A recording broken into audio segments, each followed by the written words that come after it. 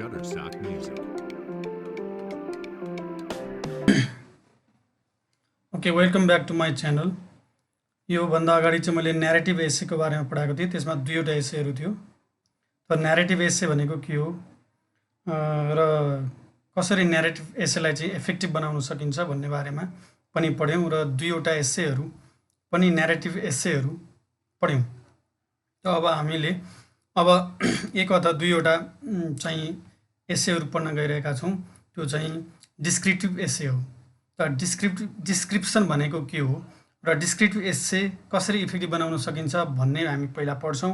अनि त्यसपछि गएर झुम्पा लहरीको चाहिँ राइस भन्ने डिस्क्रिप्टिभ एसे हो, त्यो हामी पढ्छौँ आजको सेसनमा। So what is the question first? What is description? What makes a descriptive essay effective? Description भनेको के हो र डिस्क्रिप्टिभ एसेलाई कसरी इफेक्टिभ बनाउन सकिन्छ भन्ने जुन क्वेसन छ यो पहिला हामी बुझौँ। The description describes the physical characteristic of a person, place or thing. Description relies on the five senses: sight, hearing, taste, touch and smell. त हामीले यहाँ पढिरहेछौँ। त डिस्क्रिप्सन भनेको के हो भने पहिलो प्याराग्राफमा छ। डिस्क्रिप्सन भनेको चाहिँ फिजिकल क्यारेक्टरिस्टिक, जस्तै कि नाक, आँखा, मुख अथवा यस्तो भनौँ न फिजिकल ठाउँ, गाउँ अथवा चाहिँ व्यक्ति अथवा वस्तु, यो सबैको चाहिँ फिजिकल क्यारेक्टरिस्टिक, त्यसमा देखिने कुराहरूको वर्णन भनेको के हो त भन्दाखेरि त डिस्क्रिप्सन हो। कुनै पनि व्यक्ति, वस्तु अथवा ठाउँको चाहिँ देखिने कुराहरूको वर्णन भनेको के हो, डिस्क्रिप्सन भन्दछन्, जसलाई वर्णन भन्दछन्। Description relies on the five senses. यो डिस्क्रिप्सन केमा चाहिँ आधार रहन्छ, के को आधारमा डिस्क्रिप्सन गरिन्छ भन्दाखेरि त साइट भनेको अब देख्ने कुरा भयो, आँखाले देखेर हामी कुनै कुराको वर्णन गर्छौँ। हियरिङ सुनेर वर्णन गर्छौँ। टेस्ट गरेको कुरा नुनिलो छ, तितो छ, मिठो छ, त्यो वर्णन गर्छौँ। अनि टच छोएको, अनुभव गरेको, होइन, सफ्ट छ कि कसो छ, हार्ड छ कि कोर्स छ कि, त्यो कुराको चाहिँ टच गरेर हामी वर्णन गर्छौँ। अनि सुँगेको आधारमा वर्णन गर्छौँ। यी फाइभ सेन्सेसहरूबाट के गर्छ त भन्दाखेरि यो रफ खालको जुन र मेटेरियल छ, त्यो भनौँ न रहरू, त्यो पहिलाचोटि केही कुरा ग्रहण गर्दाखेरि चाहिँ यसरी फाइभ सेन्सेसले ग्रहण गर्छ। अनि यो के गर्छ त भन्दाखेरि माइन्डले चाहिँ के गर्छ, सोध्दछ। त पहिलाचोटि ग्रहण गर्ने बेलामा त यी चिजहरूबाट बाहिरबाट ग्रहण गर्छौँ र त्यसै त्यही फाइभ सेन्सेसमा रिलाइ हुन्छ डिस्क्रिप्सन, वर्णन। त सेकेन्ड प्याराग्राफमा हामी जाउँ। डिस्क्रिप्सन्स क्यान बी अब्जेक्टिभ और सब्जेक्टिभ। त के भन्छ भने डिस्क्रिप्सन चाहिँ सब्जेक्टिभ पनि हुनसक्छ, अब्जेक्टिभ पनि हुनसक्छ। In an objective descriptions you do not put your reaction, feelings, but you describe the person, place और थिङ्स अब्जेक्टिभली। त डिस्क्रिप्सन पनि सब्जेक्टिभ र अब्जेक्टिभ हुन्छ। त अब्जेक्टिभ डिस्क्रिप्सन भनेको के हो, वस्तुगत वर्णन भनेको के हो भन्दाखेरि कुनै पनि कुराको वर्णन गर्दाखेरि, चाहे व्यक्तिको वर्णन गरियोस्, चाहे ठाउँको बारेमा वर्णन गरियोस्, कुनै वस्तुको बारेमा वर्णन गरियोस्, त्यसलाई वस्तुगत हिसाबमा वर्णन गर्नुपर्छ। अर्थात् त्यसमा पर्सनल फिलिङ त्यसमा जोड्न हुँदैन। जस्तो कि कसैको कविता पढियो र अनि त्यसपछि म के भन्छु भन्दाखेरि, अथवा हामी के भन्छौँ भन्दाखेरि, मलाई उहाँको कविता एकदम मन पऱ्यो किनभने उहाँ मेरो साथी हो, वा उहाँ मेरो साथी भएको नाताले मन परेको भन्ने कुरा हुन्छ। त्यो के हो त, त्यो अब्जेक्टिभ भएन। त्यो उहाँ साथी हो भन्ने कुरालाई हटाएर त्यो कवितालाई मात्रै जस्ताको जस्तै हामीले के गर्नुपर्छ त वर्णन गर्नुपर्छ। त्यो चाहिँ के हुन्छ, अब्जेक्टिभ हुन्छ। यो कविता राम्रो छ किनभने यो लक्ष्मीप्रसाद देवकोटाको, त्यो पनि अब्जेक्टिभ के हो त इभ्यालुएसन र डिस्क्रिप्सन, डिस्क्राइब गर्न सकिएन, डिस्क्राइब गरेको भएन, इभ्यालुएसन गरेको भएन। किनभने लक्ष्मीप्रसाद देवकोटाले लेखेको भन्दैमा त्यो कविता राम्रो छ भन्ने होइन कि वास्तवमा त्यो कविता के छ त्यसलाई जस्ताको जस्तै डिस्क्राइब गर्नुपर्छ, त्यसलाई मात्र हेर्नुपर्छ। त्यो कवितालाई लक्ष्मीप्रसाद देवकोटासँग जोडेर हेर्नु भनेको के हो त अब्जेक्टिभ डिस्क्रिप्सन होइन, त्यो चाहिँ सब्जेक्टिभ डिस्क्रिप्सन हुन्छ। त्यसमा आफ्नो जसले चाहिँ त्यसलाई डिस्क्राइब गर्दैछ, जसले कुनै चिजलाई इभ्यालुएसन गर्दैछ, चाहे व्यक्तिलाई, चाहे ठाउँलाई अथवा कुनै वस्तुलाई जब हामी मूल्याङ्कन गर्छौँ, जजमेन्ट गर्छौँ, तब हाम्रो पर्सनल फिलिङ त्यहाँनिर यदि हामीले इम्प्लोय गर्छौँ भन्दाखेरि के हुन्छ, त्यो सब्जेक्टिभ डिस्क्रिप्सन हुन्छ। अब हामी अगाडि बढौँ। You explain them what they really look. वास्तवमा अब्जेक्टिभ डिस्क्रिप्सनमा के हुन्छ भन्दाखेरि जस्तो देखिन्छ त्यस्तै वर्णन गरिन्छ। In objective descriptions you may sometimes include visual in the essay such as photographs, drawings, diagrams etc. त हामीले वस्तुगत वर्णन कुनै पनि कुराको गर्दाखेरि हामीले हाम्रो एसेमा हामीले एसे लेख्दाखेरि त्यसमा चाहिँ फोटोग्राफ्स पनि राख्न सक्छौँ, ड्रइङ्स पनि राख्न सक्छौँ, डायग्राम्स पनि राख्न सक्छौँ। अनि हामी प्रश्न गर्न सक्छौँ एसे लेख्दाखेरि कसरी फोटोग्राफ राख्ने, ड्रइङ राख्ने, डायग्राम राख्ने। यो इक्जामिनेसनको पोइन्ट अफ भ्यूबाट हेर्नु भएन। इक्जामिनेसन त पास गर्नको लागि लेख्ने एसे हो, तर वास्तवमा हामीले हाम्रो दैनिक जीवनमा कहीँ एसे लेख्नुपर्ने होला, कहीँ न्युजको लेख्नुपर्ने होला, कुनै केही कुराहरू प्रस्तुत गर्नुपर्ने होला, त्यसमा फोटोग्राफ्स राख्न सक्छौँ, ड्रइङ राख्न सक्छौँ, डायग्राम राख्न सक्छौँ। यो होइन कि राख्न सक्दैन, राख्न सक्छौँ। हामीले लेख्ने एसे जुन इक्जामिनेसनमा हुन्छ त्यो बेग्लै कुरा हो र यो बेग्लै कुरा हो। However, in subjective descriptions, you have personal response or reaction to the person, place, and things. Person पछि यहाँनिर कमा हुन्छ। सब्जेक्टिभ डिस्क्रिप्सनमा के हुन्छ भन्दाखेरि त पर्सनल रेस्पोन्स हुन्छ, रियाक्सन हुन्छ कुनै व्यक्तिप्रति, कुनै ठाउँप्रति, कुनै वस्तुप्रति हामीले वर्णन गर्दा अथवा जजमेन्ट गर्दा, इभ्यालुएसन गर्दाखेरि जसले गर्दैछ उसले के गर्छ त्यहाँनिर आफ्नो रियाक्सन, आफ्नो फिलिङ्स त्यहाँनिर राख्दछ। You put your feelings on them. In the subjective descriptions, connotative words are used which have indirect or figurative meaning. The subjective description मा चाहिँ connotative words हरु प्रयोग गरिन्छ, अर्थात् चाहिँ त्यसलाई चाहिँ implied meaning हरु प्रयोग गरिन्छ, indirect किसिमको meaning हरु प्रयोग गरिन्छ भनेर भनेको छ। अब जस्तो कि एउटा उदाहरणको लागि मेरी उनी अथवा मेरो प्रेमिका, मेरी प्रेमिका गुलाबकी फूल जस्ती, अब गुलाबकी फूल जस्ती भनेर मैले पर्सनल रूपमा के गरेको, मेरो ओपिनियन अनुसार चाहिँ उनको बारेमा वर्णन गरेको हो। अब यसमा चाहिँ फिगरेटिभ मिनिङ छ। फूल जस्ती, गुलाबको फूल जस्ती भन्नुको मतलब हो राम्री भन्न खोजेको हैन। त्यसैले यो सब्जेक्टिभ डिस्क्रिप्सन भयो। त्यसले के गर्छ, that pleases us with emotional touch. अर्थात् सब्जेक्टिभ डिस्क्रिप्सन गर्दाखेरि इमोसनल टच हुन्छ जसमा, र हामीलाई त्यसले के गर्छ, आनन्द दिन्छ। But in the objective descriptions, more direct meanings or denotative words are used. तर अब्जेक्टिभ डिस्क्रिप्सनमा वस्तुगत वर्णनमा चाहिँ के हुन्छ भन्दाखेरि डाइरेक्ट मिनिङहरू इम्प्लोइड हुन्छन् र डिनोटेटिभ वर्ड्सहरू प्रयोग गरिन्छ, सिधाका सिधा अर्थ गरिन्छ, प्रत्यक्ष सिधा अर्थ राख्ने खालका कुराहरू, शब्दहरूको प्रयोग गरिन्छ भन्ने कुरा गरेको छ। यहाँनिर केही उदाहरण छ। I drank milk, denotative word. I drank milk, मैले दुध पिएँ भन्नु के हो त, डिनोटेटिभ वर्ड हो। दुध पिएँ, के पिएँ, दुध पिएँ, एकदम सिधा अर्थ छ दुध पिएको कुरा। Drank has a direct meaning, it is what it really dictionary defines. डिक्सनरीले के भन्छ, ड्राङ्क भनेको पिउनु हो। डिक्सनरीले जे भन्छ, डिक्सनरीले के भन्छ, डिनोटेटिभ वर्ड, डिनोटेटिभ मिनिङ दिइरहेको हुन्छ वर्डको होइन। ड्राङ्क भनेको पिउनु भनेर दिइरहेको हुन्छ। तर अब अर्को शब्द हेरौँ, आई ड्राङ्क यु, मैले तिमीलाई पिएँ। दुध त पिउन सकिन्छ, तिमीलाई पिएँ भनेपछि यसको यो ड्राङ्कको अर्थ के भयो, अलिक अर्कै अर्थ लाग्यो, दुध पिए जस्तो होइन। मान्छे तिमीलाई मैले पिउन सकिन्छ त्यसरी मान्छेलाई सकिँदैन नि। Drank here has different meaning that can have different meaning that all depends on context. यहाँनिर मिनिङ हुन्छ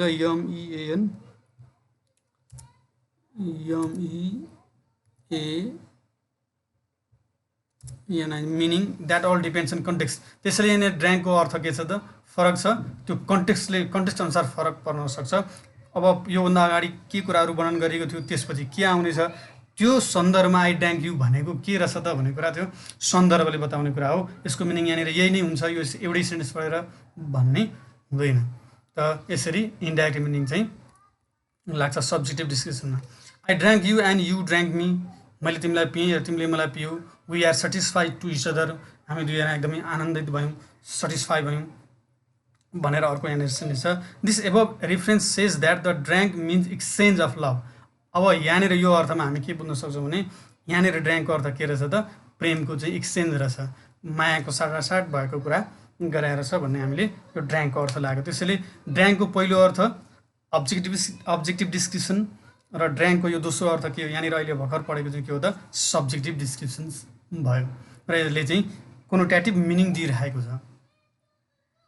so it has indirect implied meaning. त्यसैले यहाँ यसको अर्थ के छ, मैले तिमीलाई पिएँ, तिमीले मलाई पिए, यो यसको अर्थ के छ त, इन्डाइरेक्ट छ, इम्प्लाइड मिनिङ छ र which can be understood in a context, जसलाई चाहिँ सन्दर्भ मात्रै बुझ्न सकिन्छ। अब साथी साथीको कुरा, प्रेमी प्रेमिकाको कुरा, श्रीमान श्रीमतीको कुरा, केही कोड ल्याङ्ग्वेजहरू, इन्डाइरेक्ट ल्याङ्ग्वेजहरू हुन्छ। सपोज एकछिनको लागि मैले उदाहरण दिएँ, र त्यो इन्डाइरेक्ट मिनिङ अनुसार चाहिँ उनीहरूले मात्रै बुझ्ने हुन्छ, अरूले नबुझ्न सक्छ, किनकि उनीहरूमा त्यो कन्टेक्स्ट छ, योभन्दा अगाडि कुराकानी गरेको कन्टेक्स्ट, भेटघाट गरेको कन्टेक्स्ट, त्यो भाषा प्रयोग गरेको कन्टेक्स्ट। त्यसैले कन्टेक्स्टमा मात्रै यो बुझ्न सकिन्छ इन्डाइरेक्ट मिनिङहरू, इम्प्लाइड मिनिङहरू, कोनोटेटिभ मिनिङहरू, जुन चाहिँ सब्जेक्टिभ डिस्क्रिप्सनमा प्रयोग गरिन्छ। हामीले अहिले के पढ्दैछौँ त्यो पनि ख्याल गर्दै जानुपर्छ। हामीले अहिले पढ्दैछौँ के भन्दाखेरि त डिस्क्रिप्टिभ एसेको बारेमा पढ्दैछौँ। कसरी डिस्क्रिप्टिभ एसे कस्तो प्रकारको हुन्छ, कसरी इफेक्टिभ खालको डिस्क्रिप्टिभ एसे लेख्न सकिन्छ भन्ने बारेमा हामीले पढिरहेका छौँ। अब figure of speech such as similes, metaphors, personifications, allusions etc also pay a lot to enrich your descriptions. हाम्रो वर्णनलाई हामीले कुनै वस्तुको, व्यक्तिको चाहिँ वर्णन गरिरहेका छौँ, कुनै ठाउँको वर्णन गरिरहेका छौँ भन्दाखेरि त यी फिगर अफ स्पिचहरूले, कुन भन्दा सिमिलिजले, मेटाफोर्सले, पर्सोनिफिकेसनले, एलुजन्सले के गर्छ भन्दाखेरि हाम्रो डिस्क्रिप्सनलाई इनरिच बनाउँछ, हाम्रो डिस्क्रिप्सनलाई एकदमै राम्रो बनाउँछ, आनन्ददायक बनाउँछ। अब यसको सिमिली भनेको के हो, मेटाफोर्स भनेको के हो, यो डिटेलमा म अहिले जाँदिनँ। लाइक अदर एसे, अरू एसेहरू जस्तै a descriptive essay also has a thesis which creates a single dominant impression.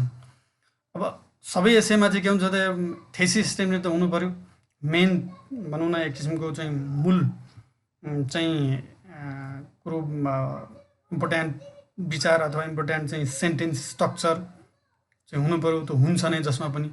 The mood और the quality that focus in the descriptive essay, जसले के गर्छ त त्यो एसेको चाहिँ क्वालिटी अथवा त्यसको चाहिँ मुड के छ, त्यो कस्तो लेखिँदैछ, के हुँदैछ भन्ने खालको कुरा चाहिँ त्यो थेसिस स्टेटमेन्टले के गर्छ त डिस्क्राइब गर्छ। योभन्दा अगाडि पनि मैले थेसिस स्टेटमेन्ट भनेको के हो र भन्ने बारेमा डिटेलमा कुराकानी गरेको छ।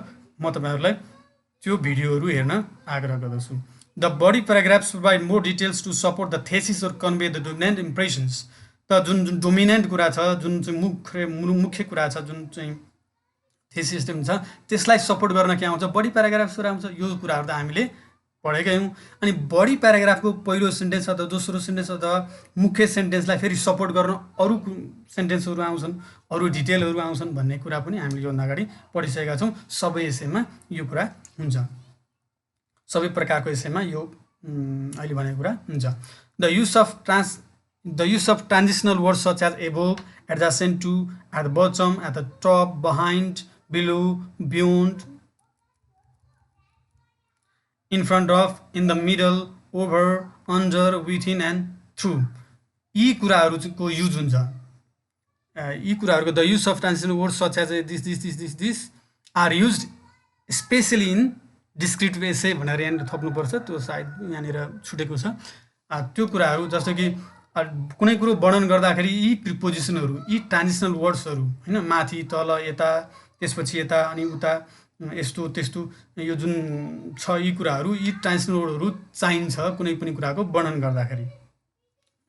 र यी कुराहरूको प्रयोगले के गर्छ त भन्दाखेरि डिस्क्रिप्टिभ एसेलाई इफेक्टिभ बनाउँछ। र योभन्दा अगाडि भर्खर मैले कुरा गरेको थिएँ, फिगर अफ स्पिच, यी सिमिली, मेटाफोर्स, पर्सोनिफिकेसन, एलुजन्सहरूले के गर्छ त भन्दाखेरि डिस्क्रिप्टिभ एसेलाई इफेक्टिभ बनाउँछ।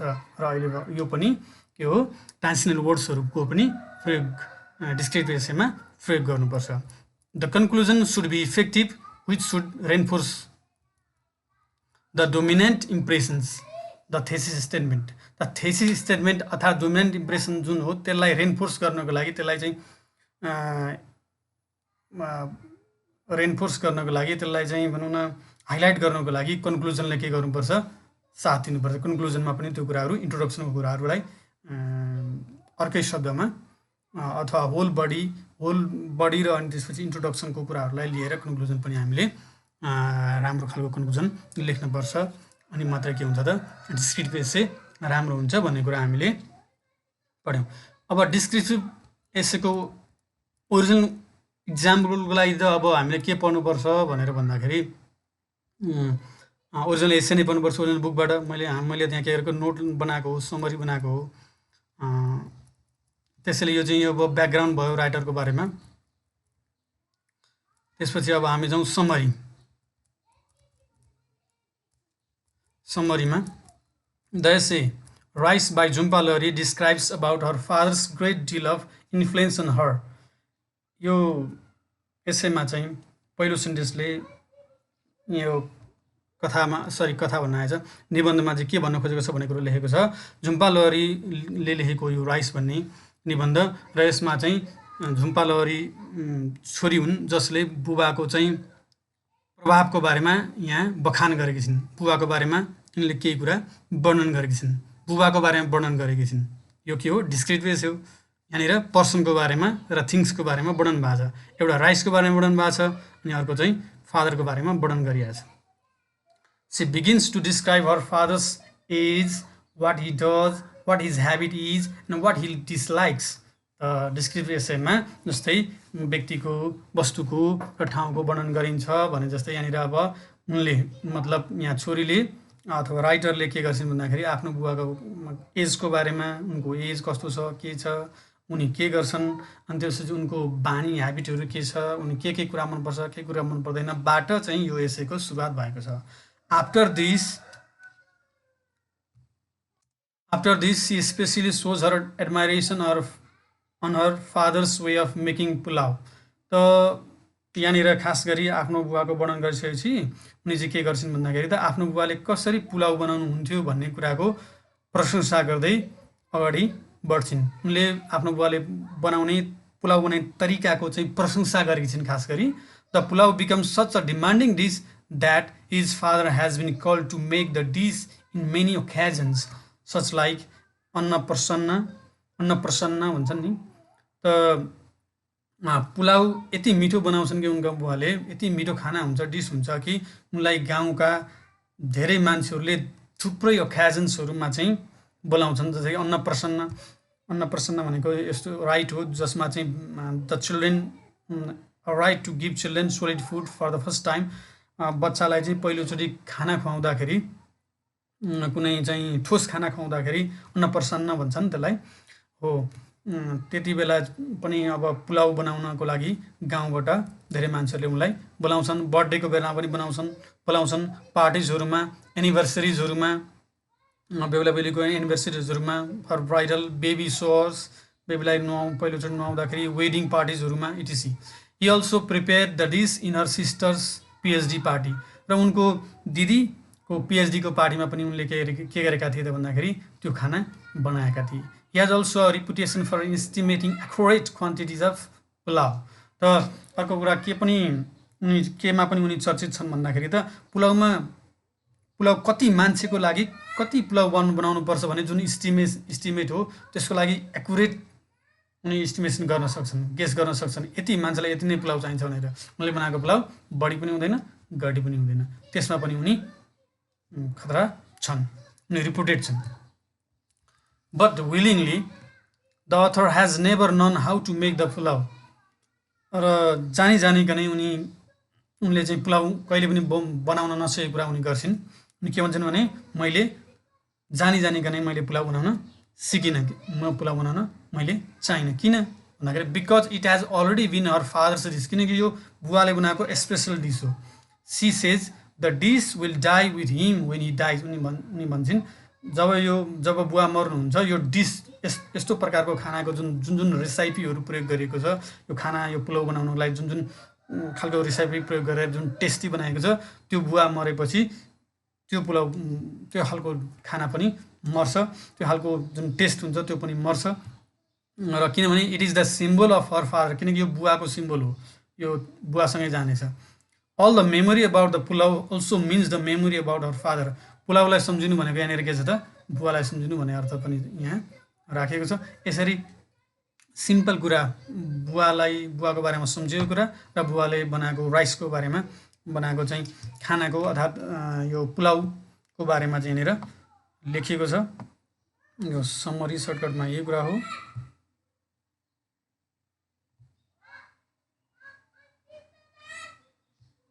नेपालीमा सारांश त नेपालीमा सारांश हेर्नुभयो भने तपाईहरुले यो राम्रोसँग अझ थाहा पाउनुहुनेछ।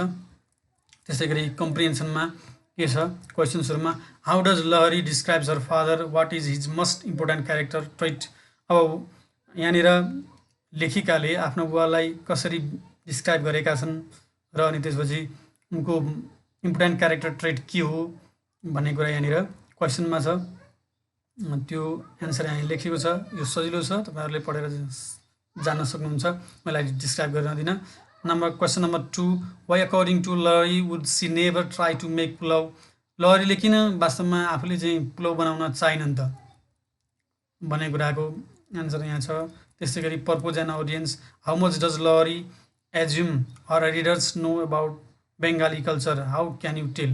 How much does Lahiri assume her readers know about Bengali culture how can you tell. Bengali कल्चरमा को बारेमा यहाँनिर कसरी चाहिँ लहरीले यहाँ रिडरलाई केही भन्न गएकी छिन्। बङ्गाली कल्चरमा चाहिँ यो पुलाउको कुरा इम्पोर्टेन्ट छ भन्ने कुरा यहाँनिर देखाउन खोजेको छ। त्यस्तै गरेर is this essay simply about rice more specially pulao और is it also about something else. यहाँ क्वेसन छ के यो चाहिँ एसे चाहिँ राइसको बारेमा मात्रै हो त अथवा यसले केही भन्न खोजेको छ भन्ने प्रश्न छ। यसको बारेमा हामी केही कुरा गरौँ। The essay in surface seems about rice or more especially about pulao, but it is not only about the tasty meal that would surprise others, but it is an association of Bengali food culture। र पुलाउको बारेमा मात्रै यहाँ कुरा हैन कि बङ्गाली कल्चरमा चाहिँ पुलाउ महत्त्वपूर्ण छ है भन्ने कुराहरू पनि यहाँ त्यो कुरा देखाउन खोजेको छ। Moreover then that it is an impression of her father on her. र यसमा आफ्नो बुवाको इम्प्रेसन प्रभाव कतिको छोरीमा छ भन्ने कुरा पनि यसले देखाउन खोजेको छ। It is her respect to her father to make her father life. यसले गर्दाखेरि यो चाहिँ छोरीले चाहिँ लेखिकाले चाहिँ आफ्नो बुवालाई रेस्पेक्ट गरेकी छिन् र आफ्नो बुवाको मृत्यु भए तापनि मृत्युपछि पनि उनलाई यो लेख मार्फत उनलाई सधैँ अमर बनाउने काम गरेकी छिन्। The article will always say how her father is. यो आर्टिकलले चाहिँ जहिले पनि भन्ने छ कि उनको बुवा कस्तो छन् अथवा थिए भनेर। अब जर्नल इन्ट्रीमा क्वेसन छ what food do you associate with a specific member of your family why do you think this food has the association it does. र यहाँ प्रश्न छ तपाईँको फ्यामिलीमा कुन फुडसँग एसोसिएसन जोड्न चाहनुहुन्छ, तपाईँलाई कुन त्यस्तो खाना को जुन कुरा छ जुनसँग चाहिँ तपाईँको चाहिँ फ्यामिली तपाईँको कल्चर अथवा तपाईँको चाहिँ एक्सपिरियन्स जोडिएको छ त्यो कुरा लेख्नुहोस् भनेर भनेको छ। यहाँनिर मैले मेरो कुरा लेखेको छु, तपाईँहरूले पढ्नुहोला। त्यसै गरेर भोकाबुलरी, यो भोकाबुलरीमा चाहिँ कुन कुन वर्डहरू डिफिकल्ट वर्डहरूको केही वर्ड मिनिङहरू दिएको छ यसलाई तपाईँहरूले हेर्नुहुनेछ। यति भन्दै आजको सेसन यहीँ सिध्याउँछु। म तपाईँहरूलाई म यसै गरी अरू भिडियोहरू पनि ल्याउने नै छु र तपाईहरुलाई म के आग्रह गर्न चाहन्छु नि यो भिडियो अरू विद्यार्थीहरुसँग पनि पुगोस्। यसलाई तपाईहरुले शेयर गरिदिनु होला, सब्स्क्राइब गरिदिनु होला र लाइक गरिदिनु होला भन्ने अनुरोधका साथै आजलाई यो सेसन यही सिध्याउँछु।